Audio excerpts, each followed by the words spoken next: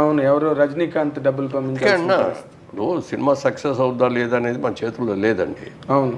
కాబట్టి ఏంటంటే మన కెపాసిటీ ఏంటి, మనం ఎంతవరకు ఖర్చు పెట్టవచ్చు, ఎంతవరకు దీని మీద రిస్క్ చేయొచ్చు అనేది చూసుకునేవాళ్ళం. ఆ లెక్కలు అందులో మా బ్రదర్ కిషోర్ ఆడిటింగ్లో బాగా ఎక్స్పర్ట్, బ్రహ్మాండ కంపెనీలో చదువుకున్నాడు.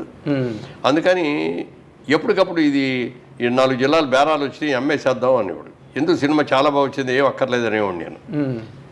ముందు మనం సేఫ్ అవ్వాలి అనేవాడు. ఆ సేఫ్ అవడానికి ఏమేమి కావాలో అవన్నీ చేసేవాడు. తర్వాత సినిమా మనం అనుకున్నంత సక్సెస్ అవుతా లేదనేది వేరే విషయం, చెప్పలేము. అందుకని ముందు సేఫ్ అయిపోవాలి అనేది తమ్ముడికి ఉండేది. అయితే మీ సక్సెస్లో ఎక్కువ భాగం కిషోర్ గారికి ఇవ్వాలి. డిఫరెంట్గా ప్రొడక్షన్ సైడ్గా ఎక్కడ ₹1 వేస్ట్ అనేది లేకుండా చేసాడు ప్రొడక్షన్. తర్వాత అసలు స్క్రిప్ట్ నిర్వహణ అని చెప్పి పెట్టాం అతని పేరు. మొత్తం స్క్రిప్ట్ రెడీ చేసి చూసుకునేవాడు. చేసిన తర్వాత డైరెక్టర్ని అడిగేవాడు. సబ్జెక్ట్ సెలక్షన్ అవన్నీ నేను కూర్చునేవాడిని. సబ్జెక్ట్ సెలక్షన్ అయిపోయిన తర్వాత గణేష్ పత్రాలు రైటర్స్ రాయటం అన్నీ అయిపోయింది. డైరెక్టర్ ఒక్కటే అడిగేవాడు, ప్రతి ఎన్ని క్యారెక్టర్లు ఉన్నాయో రాయండి, ఓహో క్యారెక్టర్ 3 పేర్లు రాయండి. Artist first preference, second preference, third preference choice. నేను ఫస్ట్ ప్రిఫరెన్సే ట్రై చేస్తాను. ఫస్ట్ కుదరకపోతే సెకండ్ కుదరకపోతే థర్డ్. బట్ మా లెక్క ప్రకారం మేము వెళ్తాం. యాజ్ అ బిజినెస్ మ్యాన్గా కూడా దృష్టిలో పెట్టుకొని ఇంత రెమ్యూనరేషన్ ఈ క్యారెక్టర్కి అనవసరం అని అనుకుంటే వేరే క్యారెక్టర్కి వెళ్ళిపోతామని అట్లా క్యాల్కులేట్ చేసాం. అలా లెక్కలు వేసుకొని చేసాం. అందుకని ఏ సినిమా బడ్జెట్ ఎంతో అని వేసుకున్నది, ఆ బడ్జెట్ రూపాయికి తక్కువ లేకుండా 5% కూడా అటు ఇటు అయ్యేది కాదు. ఆ బడ్జెట్ ప్రకారం బడ్జెట్లో అయిపోయేది. ఇది సినిమా మొదలుపెట్టిన తర్వాత 100 రోజు సినిమా రిలీజ్ చేద్దామని అనుకుంటే ఆ 100 రోజు చేసాం పర్ఫెక్ట్గా. ఈ అన్నిటికీ అందుకే కొంచెం కిషోర్ గారికి చెడ్డ పేరు ఉంది సార్ ఇండస్ట్రీలో, అదే దుర్మార్కెట్ అని. అంటే ఏదంటారు, పాపాల వారుడు అంటాం చూడే. నా దగ్గరికి వచ్చి ఎవరో డేట్లు అడిగేవారు. అలాగే నేను తప్పకుండా చేద్దామండి, బ్రదర్ ఉన్నాడు కదా కిషోర్తో మాట్లాడినని వాడు. ఆయన దగ్గరికి వెళ్ళగానే కుదరదండి, ఇప్పుడు ఎట్లా కుదురుద్ది అనేవాడు. నాకు తెలుసు మురళీమోహన్ గారు మంచివాడు కానీ వాళ్ళ అబ్బాయినండి టఫ్ అండి, మాట ఎండండి అనేవాడు. కాదు, కిషోర్ గారు ఆఫీస్లో ఉన్నారంటే వెనక్కి తిరిగి వెళ్ళిపోయిన వాళ్ళు నాకు తెలుసు అండి మెడ్రాస్లో. అందుకే నవ్వు వస్తుంది నాకు తలుచుకుంటే. నేను ఎవరి దగ్గర నో అని లేకపోయేవాడిని. నేను అనేవాడిని కిషోర్ గారిని, ఏమండి మీరు ఆఫీసులో కూర్చుండి వెళ్ళిపోతున్నారు అంటే రావట్లేదు. అలాగా ఇప్పుడు ఈ లెక్కలు అవన్నీ వీళ్ళకి తెలియకపోవడం, కాంతారావు గారికి కానీ లేకపోతే కృష్ణ గారితో పాటు వచ్చిన రామ్మోహన్ ఏమైపోయాడు, ఆయన కూడా మళ్ళీ పద్మనాభం గారు కూడా ఎంత కెరీర్, బ్రహ్మాండమైన కెరీర్ ఉండి ఆఖరాకన్నా వచ్చినప్పుడు ఆయన దగ్గర వెళ్ళిపోతా. అవునండి, అవును. సరే, ఇప్పుడు ఇదొక ఎత్తండి. జనరల్గా మీరు ఇందాక అన్నారు ఏది, సావిత్రి గారి సినిమా రిలీజ్ అయితే ఫస్ట్ షో అని చెప్పి, మీరు సావిత్రి గారితో ఎప్పుడైనా ఇండస్ట్రీకి వెళ్ళిన తర్వాత మూవ్ అయిన సందర్భాలు ఉన్నాయా? సినిమాలు చేశాంగా.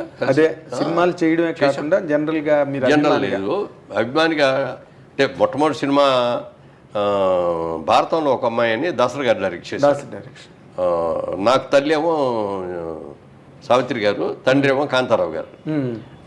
చంద్రమోహన్కి ఏమో రాజసులోచన గారి తల్లిను ప్రభాకర్ రెడ్డి గారి తండ్రి. అక్కడ గొడవలు వస్తాయన్నమాట. ఈ అమ్మాయిని పెళ్లి రోజారమ్మని పెళ్లి చేసుకోవడం దగ్గర ఇది ఇన్ని. ఓకే, అది దాంట్లో ఇవన్నీ చేసినప్పుడు అవన్నీ చేసిన రోజున ఒక రోజున మొట్టమొదటి ఫస్ట్ షాట్ పెట్టారు నేను మా ఇద్దరు కాంబినేషన్లో. పెద్ద స్టేర్ కేసు మీద నుంచి ఇట్లా దిగుతా నేను చెప్పుకెళ్ళి ఒక చోట ఆగాలి, ఆ వెనక ఆవిడ చెప్పుకుంటూ వచ్చి ఆగాలి. అదంతా ఒకటే షాట్ పెట్టారు దాసరి గారు. రిహార్సల్ చేసాం, 1-2 రిహార్సల్ బాగానే ఉన్నాయి, టేక్ అన్నారు. నేను వచ్చేసాను. వచ్చిన తర్వాత ఆవిడ డైలాగ్ అవ్వాలి మొదలుపెట్టలా. ఏమిటి మర్చిపోయిందా ఏంటి పెద్ద ఆవిడ అని అనుకుంటా డైరెక్టర్ ఇంకా చూస్తున్నా ఇట్లా ఏమైనా కట్ చెప్తాడని. కట్ చెప్పలా. తర్వాత మెల్లగా డైలాగ్ చెప్పుకుంటూ వచ్చింది, చేసింది. ఓకే ఓకే అని అందరూ చప్పట్లు కొట్టారు. నాకు అర్థం కాదు, ఇదేంటి ఇంత గ్యాప్ వచ్చింది, ఇంత డిలే వచ్చింది, ల్యాగ్ వచ్చింది. ఆ రోజులో ల్యాగ్ అనేది ఎక్కువగానే వాళ్ళం కదా, ఇంత ల్యాగ్ వచ్చింది. డైరెక్టర్ గారు కూడా ఓకే అన్నారు అని చెప్పి షూటింగ్ అయిన తర్వాత ఆయన అడిగాను నేను, ఏమండి మరి అక్కడ గ్యాప్ వచ్చింది కదా, రిహార్సల్ అంత క్విక్గా చెప్పి ఇక్కడికి వచ్చేవాడు గ్యాప్ వచ్చింది కదా, మరి ఓకే చేశారేంటి అంటే, రష్లో వచ్చింది రా, రష్ చూడు అన్నాడు. వెళ్ళి చూస్తేనండి ఆ గ్యాప్లో ఇచ్చిందండి ఎక్స్ప్రెషన్స్ అసలు ట్రెమండరస్ అనమాట. గ్యాప్ ఎందుకు తీసుకుందనే దానికి గొప్ప డైలాగ్ చెప్పేటి ఎవరైనా చెప్తారు. కానీ నేను చెప్పిన డైలాగ్కి ఆవిడ రియాక్షను ఇదన్నమా అట్లా ఇది చేసింది. అది చూసిన తర్వాత వెళ్ళి కాళ్ళకి దండం పెట్టాను. ఓకే, మహానటి మహానటేనండి మీరు. అది చెప్తే ఆ రోజు నాకే ఇచ్చింది. నేను వెనక తిరిగి చూడకూడదు, దిగి వచ్చాను కదా. పైగా అంత మహానటిని అమ్మ గ్యాప్ వచ్చింది బాగాలేదు అని అనలేం కదా మనం. ఆవిడ అప్పట్లో ఆ టైంకి అసలు సావిత్రి గారి షూటింగ్కి వస్తేనే చాలు, సెట్కి వస్తేనే చాలు, ఎందుకంటే ఆవిడ అప్పటికే డిజాస్టర్లోకి వెళ్ళిపోయారు. సూర్యన్ బాబు సినిమా తీశాడు, ఇది కృష్ణ గారి ఏదో గుర్తురాట్ల పేరు అది. ఆ సినిమాకి సావిత్రి గారి తల్లి, గుమ్మడి గారి తండ్రి, నేను చిన్న కొడుకుని, కొంచెం అల్లరి చిల్లరగా తిరిగే టైప్ అనమాట. ఒకటే షాట్ పెట్టాడు రాజాచంద్ర, కెమెరా టాప్ యాంగిల్లో పెట్టేసి నైట్ సీను మొత్తం లైటింగ్ గిటింగ్ అంతా చేసి ఆవిడ నన్ను వచ్చి తిట్టి కొట్టడం అనమాట. షాట్ అందరూ కొట్టారు, అందరికి అయిపోయింది, చేశారు, బ్రహ్మాండంగా వచ్చేసింది, అందరూ చప్పట్లు కొట్టారు, అయిపోయింది. అంతా అయిపోయిన తర్వాత నాకు ఏదో లోపల మండుతున్నట్టుగా ఉంది, ఇవన్నీ ఊదుకుంటున్నా. ఆవిడ చూసి గవ్వ వచ్చేసి ఏంటన్నా ఏమైంది అంది. ఇవి ఏం లేదమ్మా, కొంచెం ఏదో ఇదిలాగా ఉంటే ఇది ఊతున్నారు. కానీ గుండెలు తీసి చూస్తే ఆవిడ లాగి ఇట్లా కొట్టి చేయటంలో ఈ గోల్డ్ని ఇట్లా గీసుకొని బ్లడ్ వస్తాను. ఇక అక్కడ చూసేసి నాన్న సారీ నాన్న మా ఇంత అద్భుతంగా చేశారు, ఇక్కడ కావాల్సింది అదే ఇంపాక్ట్, ఇక్కడ ఏం తగిలినాయి అది కాదు, ఏముంది నథింగ్ ఇవి అని చెప్పి చేస్తే కూడా అంత వెరీ డెలికేట్ అసలు. ఎవరికైనా చిన్నాళ్ళకి పక్కన వాళ్ళకి కష్టం వచ్చిందంటే వెరీ సెన్సిటివ్, వాళ్ళకి కష్టం వచ్చిందంటే కూడా తట్టుకునేది కదా ఆవిడ. అలాగే ఎవరన్నా వచ్చేదన్నా శుభలాకి తీసుకొచ్చి పెట్టారు కాబట్టి దగ్గర ఎంత డబ్బులు ఉంటే అంత డబ్బులు అక్కడ ఇచ్చేసారు. అలాగే ఆవిడ మీరు అంటే ఆల్మోస్ట్ లాస్ట్ డేస్ మీరు అప్పటికి ఇండస్ట్రీకి వెళ్ళిపోయారు, ఆవిడతో యాక్ట్ చేశారు. అసలు ఒక్కొక్కరు ఒక్కొక్క కథనం చెప్తారండి సావిత్రి గారి గురించి. ఎవడి వెర్షన్ వాడిది, ఎవరి వెర్షన్ ఆడిది సావిత్రి గారి. నాకు చూసింది 9 వరకు అయితే అట్లా కొన్ని సినిమాలు రామాయణంలో పిటకల వేట ఇంకా అయ్యో కొన్ని సినిమాలు చేశాం మేము అందరం. ఆ సినిమాలన్నీ చాలా సక్సెస్ అయిన తర్వాత ఆవిడతో బాగా ర్యాప్ విపరీతంగా పెరిగింది. సరదాగా ఆవిడకి కూడా కార్డ్స్ ఆడటం ఇష్టం. 6 గంటలు దాటిన తర్వాత ఆవిడ షూటింగ్ చేసేది కాదు, 6కి వెళ్ళిపోతానని చెప్పేది. ఇది 6కి సీల్ లేదు, 8కో 7 దాకానో 9 దాకానో అయ్యేటట్టు ఉంది అన్నప్పుడు డైరెక్టర్ వచ్చి సైగ చేసేవాడు మాకు, ఆవిడతో కూర్చొని ప్యాకాడేవాడు. ఆయన సైగ చేసేవాళ్ళు, సైగ చేసేస్తే ఇక మేము ఆట అయినా కూడా తిప్పేవాళ్ళం కాదు, కార్డు తీసేసి పడేసేసి ఆవిడ షో తిప్పేది. అబ్బా బలి పోయిందండి, ఇంకొక ముక్క వస్తే మాకు అయిపోయేదండి అనేవాళ్ళమే తప్ప. అంటే ఇక అవి పుచ్చుకోగానే అదొక సరదా, దాంట్లో ఇన్వాల్వ్ అయిపోయి ఏ టైం ఎంత అయిందనేది చూసుకునేది కాదు. అంతా అయిపోయిన తర్వాత ప్యాకపోయి ఏంటయ్యా 9 అయిపోయింది, నేను 6కి వెళ్ళిపోతాను, ఇప్పుడు దాకా చేశారేంటి అనేవాడు అనమాట. అట్లా చాలా బట్ అలాగే చిన్నపిల్లల మనస్తత్వం లాగా ఉండేది అనమాట. ఓ రోజున ఇట్లాగే మేమందరం వెయిట్ చేస్తాం, దాంట్లో రామాయణంలో పిటకల వేట ఎంఐ దీపరాల, అప్పుడు దీప బాగా క్రేజ్ అనమాట, విపరీతమైన బిజీగా ఉండేది, అన్ని లాంగ్వేజ్లో చేస్తూ ఉండేది. ఎక్కడో షూటింగ్లో లేట్ అయిపోయింది, 9కి రావాల్సిన అమ్మాయి 12కి వచ్చింది. వచ్చేసి గవ్వా మేకప్ రూమ్లో డ్రెస్ వేసుకొని రాకుండా సారీ డైరెక్టర్ గారు అంటే డైరెక్టర్ గారి దగ్గరికి వెళ్తాం కదా, వెళ్ళి ఏదో చెప్తాను పిలిచింది కూడా. ఏమనుకుంటున్నావు నువ్వు అక్కడ ఆలస్యం చేసిందని, ఆలస్యం అయింది, ఎందుకు అయింది అనేది వేరే విషయం. నువ్వు రాగానే మేకప్ తీసుకొని డ్రెస్ చేసుకొని వచ్చి షార్ట్ చేస్తావా అని మీకోసం మేము వెయిట్ చేయాలా, ఇక్కడ ఎంత ఇది నీకు ఆ మాత్రం కామన్ సెన్స్ లేదా అని చెప్పి లెఫ్ట్ అండ్ రైట్ చెప్పి అమ్మాయి బడబడి వెయిట్ చేసింది.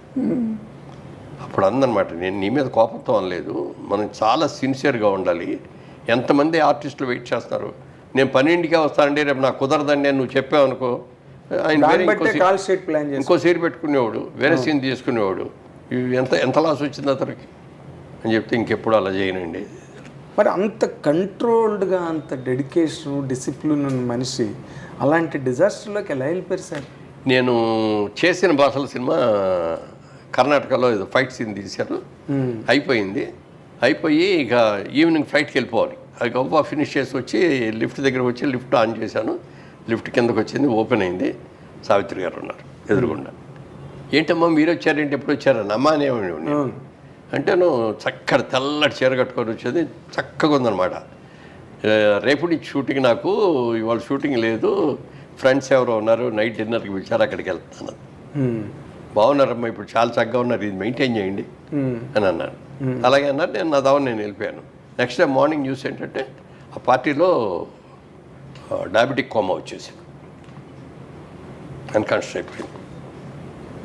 అదే ఎందుకంటే కారణాలు ఉంటాయి కదా, నాకు తెలియదు. ఇంకేముంది, ఆ కారణాల మూలంగా ఇక కోమాలోకి వెళ్ళిపోయిన తర్వాత కోమాలో మరి రాలేదు కోమలోంచి తిరిగి. అంటే అప్పుడు కోమాలోకి వెళ్ళడం అన్నది అప్పుడు జరిగింది కానండి, అసలు ఆవిడ డిజాస్టర్లోకి వెళ్ళిపోయి చాలా సంవత్సరాలు చాలా సంవత్సరాలు అయింది. ఎందుకంటే మనం మాట్లాడకూడదు. అంటే ఆయనకి అలవాటు చేసింది కూడా జమిని గణేష్ని అంటారు కదండి. మళ్ళీ దాని మీద పెద్ద రాద్ధాంత సిద్ధాంతం అశ్విని దత్ గారు వాళ్ళ సినిమాలు చూసి కొంతమంది జమిని గణేష్ని అలవాటు చేసినట్టు చూపించారు అని చెప్పి అది కరెక్ట్, అది అని విమర్శలు చేశారు. ఆయన విమర్శలు చేశారు కానీ అశ్విని దత్ గారు రియల్గా తీసాడు. ఆయనకు కూడా తెలుసు కాబట్టి, తెలుసు కదా ఆయనకు కూడా. అంత మహానాటి చనిపోయిన రోజున మేము ఇక్కడ హైదరాబాద్లో ఉన్నాం, షూటింగ్ చేస్తాం. నాగేశ్వరరావు, దాసరి గారు, మేమందరం ఏ సినిమా గుర్తులేదు, ప్రేమనగర్ కాదు, నాగేశ్వరరావు పెద్ద సినిమా ఏంటి, ప్రేమాభిషేకం అని కూడా జరుగుతుంది అనుకుంటా. న్యూస్ చనిపోయారు అని వచ్చింది. షాక్ అయిపోయాం షూటింగ్ ఆఫీసరు. ఎందుకంటే గురువు గారు కూడా అక్క అక్క అని ఉండేవాడు, తమ్ముడు అని పిలిచేది ఆవిడ. ఇక నాగేశ్వరరావు గారు వాళ్ళిద్దరు ఎన్నో సినిమాలు చేసేప్పటికి ఆయన షాక్ అయిపోయారు. అయినాక నాగేశ్వరరావు, రామారావు గారు, దాసరి గారు మాట్లాడుకొని మనం వెళ్దాం అక్కడికి అన్నారు. సార్ నేను కూడా వస్తాను సార్, ముగ్గురం కలిసి వెళ్దామండి. మేము ముగ్గురం కలిసి మెడ్రాస్ వెళ్ళాం. మీరు చెప్తే నంబర్ అండి, మేము వెళ్ళేటప్పుడు ఫ్లైట్ లేట్ అయ్యి బాడీని తీసుకెళ్ళిపోతున్నారు. బాడీ వెనక అంతా కలిపితే ఒక 10 మంది కూడా లేరండి. ఆ 10 మంది కూడా సినిమా వాళ్ళు కాదు, వాళ్ళ ఫ్యామిలీస్ తోటి ఎవరు వాళ్ళు. లేబర్ మాత్రం వెంటనే పోకూడదు, అమ్మ సావిత్రమ్మ చచ్చిపోయావా సావిత్రమ్మ అంట ఇక వాళ్ళు ఏడుస్తున్నారు.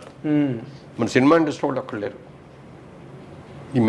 మేము ముగ్గురం ఆ ఫ్యూనరల్ చివరి దాకా వెళ్ళి ఆవిడ ఫ్యూనరల్ అయ్యే వరకు ఉండి అది అయిన తర్వాత వచ్చాం. ఆవిడ మీద ఉన్న ప్రేమ అభిమానం వీటితోటి ముగ్గురం, నాగేశ్వరరావు, దాసరి గారు, నేను.